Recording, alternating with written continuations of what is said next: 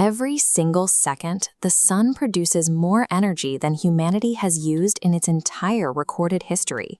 We are currently watching almost all of that power radiate away into the empty void. To stop this waste, we would need to build a machine massive enough to surround the entire star and catch every photon it emits. This isn't a solid metal shell, which would be physically impossible to stabilize. Instead, researchers propose a Dyson Swarm, millions of individual mirror-like space stations orbiting the sun in this synchronized cloud. Engineering at this scale would fundamentally change our relationship with the solar system, requiring a volume of raw materials that Earth simply cannot provide. To build a swarm this size, we would need more metal than exists in our entire planet's crust. Earth is too small to provide the building blocks for its own star harvesting machine. Physicist Mikio Kaku has highlighted a radical alternative, looking to the planet closest to the sun for our raw materials. To gather enough iron and oxygen, we would have to entirely dismantle Mercury. We would mine its crust, melt down its core, and effectively unzip the planet to forge our fleet of mirrors. The path to infinite energy begins with the systematic destruction of a neighboring world. This process would take generations, with AI-driven robots working in intense solar heat to launch collector after collector until the swarm surrounds the star. This level of energy changes the math of human survival. When electricity becomes nearly free to produce, the cost of desalinated water, vertical farming, and carbon capture drops as well, removing the primary barriers to providing basic resources for every person on Earth. We could power massive projects like AI-managed irrigation systems that turn the Sahara green, or Hyperloop networks connecting every continent. With the energy of a star at our command, we could begin the massive task of heating this desolate Mars landscape and thickening its atmosphere to make it habitable. Humanity would expand into the solar system, no longer restricted by the limited resources of a single planet or the fragility of its atmosphere.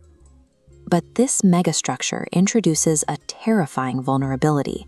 We would be living inside a cloud of millions of mirrors, each moving at over 100,000 miles per hour. A single collision with a micrometeorite would be enough to trigger a disaster, shattering a mirror into thousands of high-velocity shards. Donald Kessler warned, "A single collision creates debris that destroys everything in its path, a chain reaction called Kessler syndrome." Apply that to a Dyson swarm. One collision leads to thousands, turning our infinite power source into a high-speed blender of shrapnel surrounding the sun. Space travel would become impossible.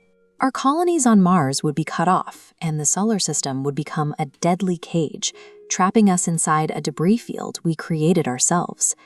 Astronomer Nikolai Kardashev called a species that masters its star a Type II civilization. We are currently far from that goal. We haven't yet reached Type I status, as we still struggle to capture even the small fraction of solar energy that reaches our own planet's surface. Building a Dyson swarm is a valid engineering goal according to physics, but it requires a level of global cooperation and AI development that our current society has not yet achieved. The most difficult hurdle isn't the engineering, it's the risk of turning that captured energy into a star-powered weapon. Capturing a star functions as an evolutionary filter. Success requires a species to develop the restraint to handle massive energy without using it for self-destruction. Every morning, the sun rises and provides Earth with exactly what we need to survive. It has done this for 4.5 billion years without requiring us to move a single planet. We spend our time dreaming of unzipping worlds for power, while the most efficient nuclear reactor in existence is already lighting our sky.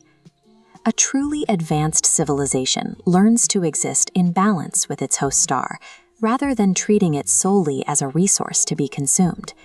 Do you believe we possess the wisdom to manage a Dyson swarm without destroying ourselves? Tell me your thoughts in the comments. Subscribe to Future Decoded to track these projects as they move from theory toward reality. The future is being built right now.